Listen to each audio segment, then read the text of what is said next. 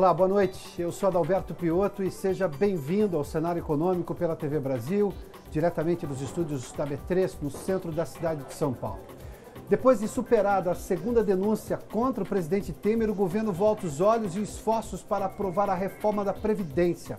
Mesmo reconhecendo dificuldades com a base parlamentar e as dúvidas do mercado financeiro, o ministro da Fazenda aposta na aprovação da reforma ainda este ano. As contas externas registram mais um superávit. Puxadas pelo saldo positivo da balança comercial, este foi o melhor setembro desde 2010. E hoje, especialmente, eu recebo o ministro da Cultura, Sérgio Saleitão, para falar de liberdade de expressão e financiamento à cultura. Há limites para um e outro? Qual o papel do Estado? A gente conversa sobre tudo isso agora, no Cenário Econômico. Passada a votação da segunda denúncia contra o presidente Michel Temer, arquivada ontem por decisão do plenário da Câmara, o ministro da Fazenda, Henrique Meirelles, volta a investir na aprovação de projetos prioritários da agenda econômica do governo, como a reforma da Previdência. Mas, para isso, precisa de apoio do Congresso. A repórter Suane Guerreiro está em Brasília e nos conta como anda essa prospecção de apoio parlamentar à reforma da Previdência. Suane, bem-vinda. Boa noite. Olá, Piotto, boa noite para você, boa noite a todos. Pois é, antes de ir para São Paulo, o ministro da Fazenda, Henrique Meirelles, esteve reunido com o presidente da Câmara, Rodrigo Maia, para discutir pautas do Congresso. E, é claro, o foco foi a reforma da Previdência, que teve aí um andamento interrompido ainda no primeiro semestre, um pouco depois que chegou a primeira denúncia contra o presidente Michel Temer aqui na casa. E sobre esse assunto, Meirelles falou que o governo quer que siga adiante a proposta que foi aprovada na Comissão Especial da Previdência aqui da Câmara dos Deputados, que foi criada para discutir essa proposta antes dela ir a plenário. Para ele, para o governo, isso pode seguir da forma que está, tanto que tem uma alteração da idade mínima para conseguir a aposentadoria. Ele disse que dessa forma, ele acredita que os outros deputados também estarão convencidos, pelo menos a maioria deles, para que essa proposta seja aprovada ainda este ano. Já o presidente aqui da casa, Rodrigo Maia, ele disse que quer avançar na aprovação de uma proposta de simplificação tributária, que também está sendo discutida em uma comissão aqui da casa. E, por outra frente, o ministro-chefe da Casa Civil, Eliseu Padilha, esteve hoje em um evento e disse que ele e outros membros de governo também vão se esforçar aí para melhorar a conversa, tanto com Rodrigo Maia quanto com outros deputados, também para garantir a aprovação de pautas prioritárias do governo aqui no Congresso Nacional. E uma outra notícia também de economia aqui de Brasília é que o ministro do Planejamento, Diogo Oliveira, afirmou que amanhã vai enviar aqui para o Congresso Nacional algumas propostas de mudança no projeto de lei orçamentária anual, que foi enviado pelo governo em agosto e está em discussão na Comissão Mista de Orçamento. E são 3 as mudanças. A primeira é o adiamento dos reajustes de carreiras de alto nível, que são aquelas mais bem remuneradas. A segunda é o aumento da contribuição previdenciária dos servidores, que ganham mais de R$5 mil.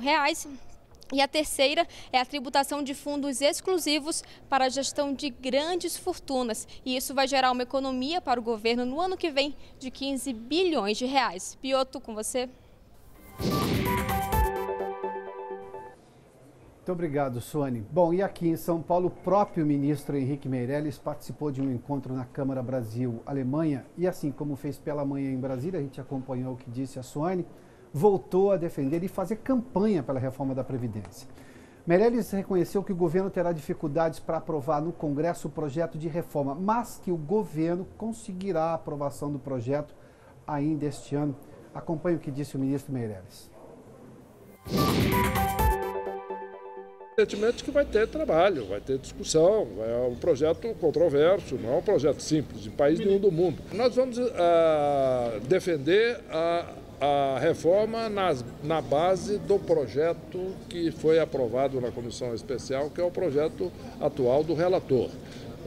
É um projeto que eu acredito que está equilibrado, já foi retirado uma série de pontos, foram modificadas uma série de questões e, portanto, eu acho que é um projeto que está na linha já em condições de ser discutido seriamente e ser aprovado. Vamos ver exatamente como é que serão essas negociações agora no Congresso. Olha, vale só fazer duas ressalvas a respeito da reforma da Previdência. Primeiro que esse projeto foi discutido bem antes.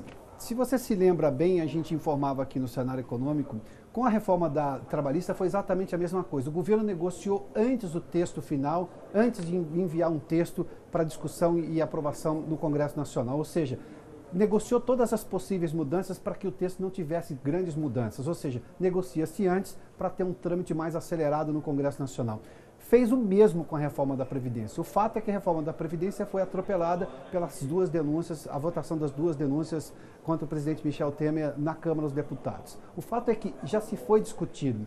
Todos os parlamentares sabem exatamente qual é o conteúdo do texto. Então, a partir daí, o que se espera é que tenha um debate qualificado agora dentro do Congresso Nacional e, claro, celeridade em relação à reforma, porque ontem, inclusive no comunicado do Comitê de Política Monetária, que ontem decidiu reduzir a taxa básica de juros, a taxa Selic a 7,5%, a taxa referencial de juros do país, fala sobre a questão de a manutenção de juros baixos depende de reformas estruturais.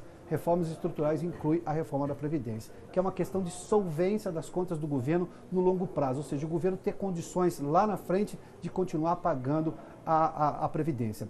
Alguém que acha que dinheiro da Previdência é ilimitado, não é. O Rio de Janeiro é a prova disso. O Rio de Janeiro começou a ter problema para pagar Previdência e salários justamente porque teve um rombo nas contas públicas do estado do Rio de Janeiro. E as contas externas fecharam setembro com um superávit puxado principalmente pelo saldo positivo da balança comercial. Foi o melhor setembro em 10 anos. Vamos conversar com a Vanessa Casalini em São Paulo, que tem os detalhes desses números todos. Vanessa, bem-vinda, boa noite. Olá, Piotr, boa noite a você, boa noite a todos, obrigada. O superávit foi de 434 milhões de dólares e, segundo o Banco Central, essa melhora nas contas se deve principalmente aos bons números da balança comercial. O superávit foi de 4 bilhões 900 milhões de dólares em setembro. As contas externas são formadas pela balança comercial, que é o saldo das exportações e importações, pelos serviços adquiridos por brasileiros no exterior e também pelas rendas, que são remessas de juros, lucros e dividendos do Brasil para o exterior. Mas no acumulado dos 9 primeiros meses deste ano, essas contas ficaram deficitárias em 2 bilhões 700 milhões de dólares. Um resultado negativo, mas que é bem menor do que o registrado no mesmo período do ano passado. Lá foram mais de 13 bilhões de dólares em déficit. O Banco Central informou também que os investimentos estrangeiros diretos na economia brasileira aumentaram em setembro para mais de 6 bilhões de dólares. Para este ano, o Banco Central estima uma entrada de 75 bilhões de dólares nesse tipo de investimento, um montante suficiente para financiar a totalidade do déficit das contas externas do período, Piotr. Muito obrigado, Vanessa. Só falando sobre a balança comercial, boa parte disso vem da indústria automotiva e ontem nós informamos que ela cresceu 27% no acumulado deste ano. E parte desse crescimento se deve justamente às exportações de veículos produzidos aqui no país. Bom, vamos aos números do mercado financeiro. Ontem o Ibovespa e o dólar foram afetados durante o dia de votação na Câmara, mas terminaram o dia sem refletir o tanto de oscilações que tiveram. Hoje teve uma alta expressiva do dólar durante o dia, com muita influência internacional, o que afetou também o índice Ibovespa. Vamos dar uma olhadinha como é que fechou o mercado. Fechou agora há pouco, porque no horário de verão fecha às 6 horas, normalmente fecha às 5 da tarde. Está ali, olha, hoje uma queda do Ibovespa de 1,06% e saiu daquela casa dos 76 mil pontos a 75.855 pontos hoje o Ibovespa. Vamos dar uma olhadinha no dólar também. O dólar foi parte da influência do Ibovespa ter caído hoje. Vamos à cotação do dólar comercial. Temos o dólar já? Daqui a pouco temos o dólar. O dólar teve uma alta hoje, foi um dia de alta do dólar, o que chamou muito a atenção. Teve várias movimentações em relação ao dólar. O dólar foi influenciado pelo mercado externo, ou seja, muito estrangeiro tirando dinheiro do Brasil. E aí nós temos aqui, ou seja, quando você não tem um ingresso de dinheiro aqui, ou seja, o dólar acaba caindo, acaba tendo um valor mais alto. Vamos dar uma olhadinha ali? Está ali, olha. Hoje uma alta de 1,20% a R$ 3,28. Esse é o valor do dólar comercial. Num dia, tem uma história de especulação aí, e tem muita de especulação nesse quesito, porque o mercado estaria avaliando, com relação ao noticiário interno, que o número de votos que o governo conseguiu ontem para barrar a segunda denúncia contra o presidente Temer refletiria exatamente o tamanho do apoio que o governo tem no Congresso.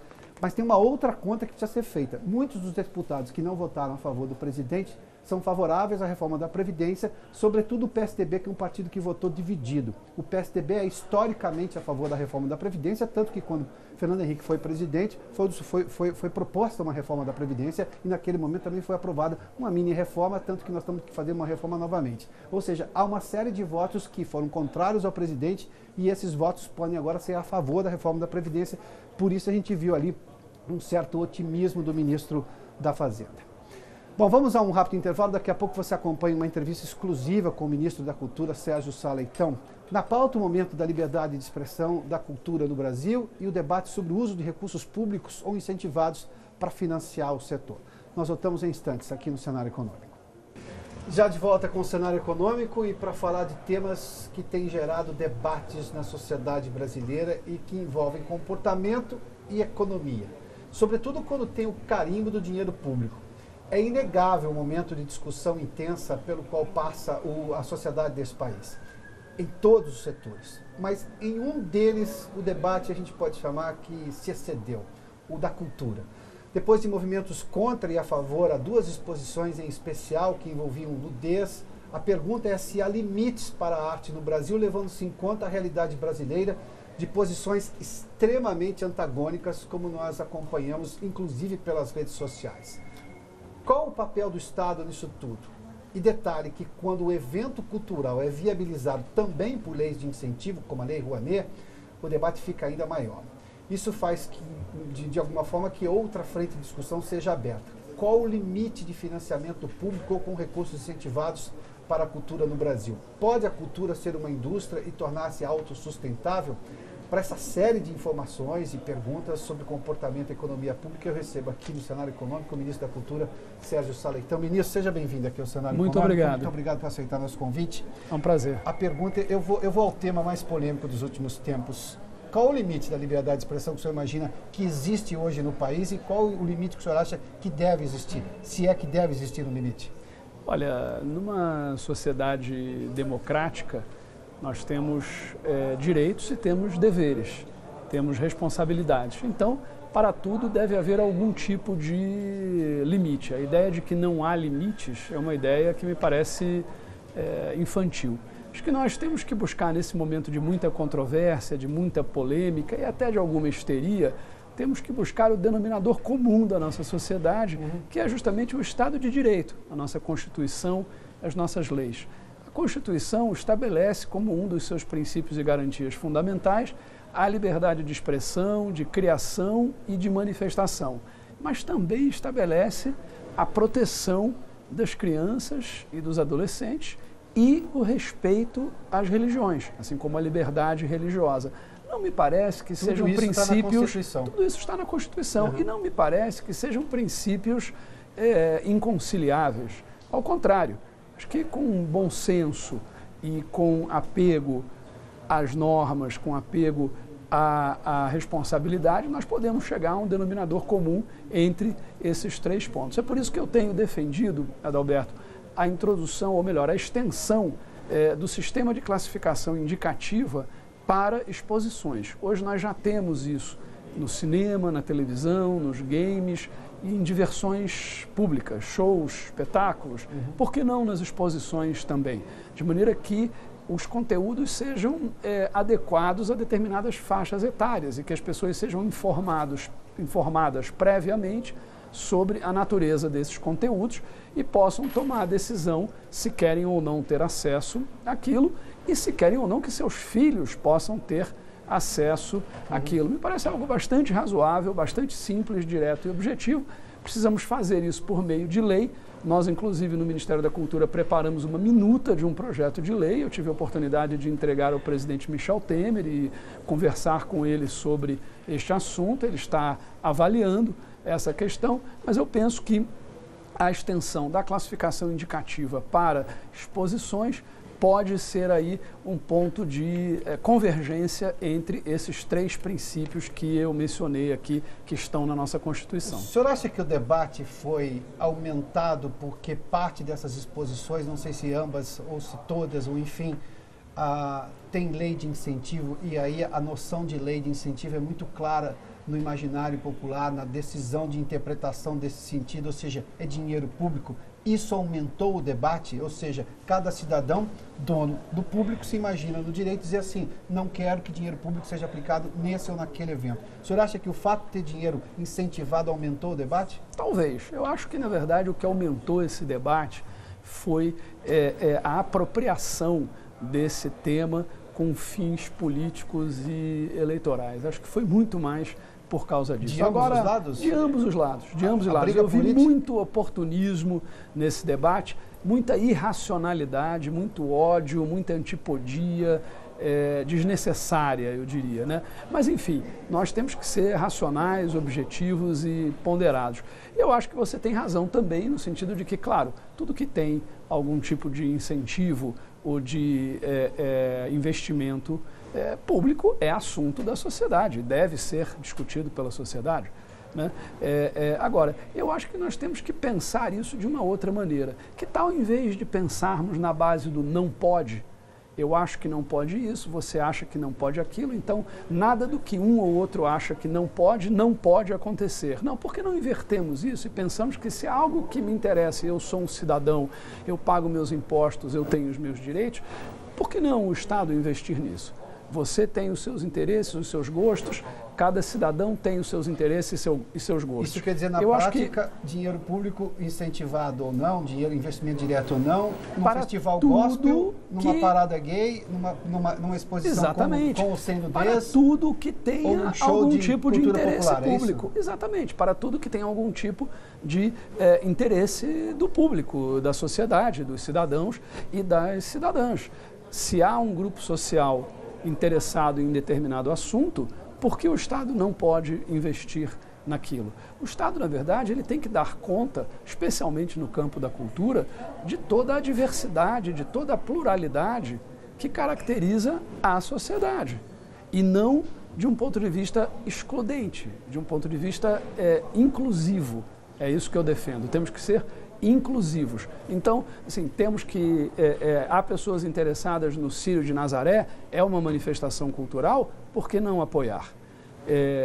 O Natal, o Carnaval, a parada gay, a música gospel, o Festival de Cinema Cristão, a exposição sobre sexualidade, tudo isso faz parte do nosso ambiente cultural, tudo isso tem cidadãos e cidadãs interessados nesses projetos, nessas formas de expressão, de manifestação artística, e por isso o Estado tem que dar conta da diversidade que é da própria sociedade. Ministro, tem recurso para tudo isso? Nós vivemos um momento de questões fiscais mais apertadas por parte do governo.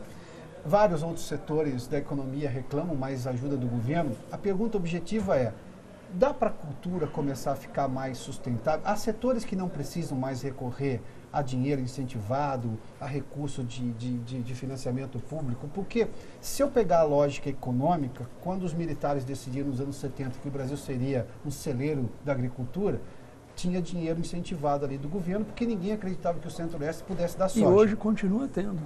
Mas cada vez menor. Olha só, Adalberto, tem um limite para a cultura começar a pôr dinheiro? Um dado importante que é preciso dizer é o seguinte, o incentivo fiscal para a cultura no Brasil responde por 0,64% do total da renúncia fiscal do Estado brasileiro. Por que nunca se fala e nunca se questiona em relação aos outros 99,66% dos incentivos fiscais? A gente só fala do incentivo fiscal da cultura e eu vou lhe dizer uma coisa, por exemplo, só o audiovisual, as atividades audiovisuais do Brasil recolhem cerca de 2 bilhões de reais em impostos diretos para o governo. Não estou nem me referindo aos impostos indiretos, que aí a gente vai a um volume muito maior. A indústria audiovisual recolhe 2 bilhões de reais de impostos. Recebe muito menos na forma de incentivos. A lei do audiovisual não chega a 100 milhões de reais. A gente está falando de um percentual ínfimo. Então, no geral, a cultura dá ao país, na forma de geração de renda, de geração de emprego, de geração de desenvolvimento, externalidades positivas, arrecadação tributária, sem contar o benefício cultural propriamente dito e também social, de inclusão, a cultura dá muito mais para a sociedade e para o país do que recebe do Estado. Isso aí é matemático, os números mostram isso. A cultura responde hoje, as atividades culturais e criativas respondem hoje no Brasil por 2,64% do nosso PIB. Isso aí significa o seguinte, a cultura em termos econômicos é um setor mais expressivo, tem um peso maior do que a indústria farmacêutica, do que a indústria de eletroeletrônicos, do que a indústria têxtil, que são setores mais tradicionais e que são mais reconhecidos e que, inclusive, recebem mais recursos do governo federal, seja na forma de renúncia fiscal, seja na forma de incentivos diretos. Por que o senhor acha que, por exemplo, a Lei Rouanet foi tão vilipendiada? Porque quase a mataram para poder mexer no cadáver da Lei Rouanet. Eu acho que é uma questão política. É uma questão política. Voltamos à questão política. Exatamente. Quando o presidente Fernando Henrique estava no poder, o PSDB era o partido majoritário, a esquerda criticava a Lei Rouanet, atacava violentamente a Lei Rouanet e dizia: a Lei Rouanet é neoliberal, só serve para atender os interesses do mercado, para favorecer os artistas que apoiam o presidente Fernando Henrique e tudo mais. Agora, a gente ouve isso da direita, porque nós tivemos aí 13 anos e 5 meses de governos de esquerda.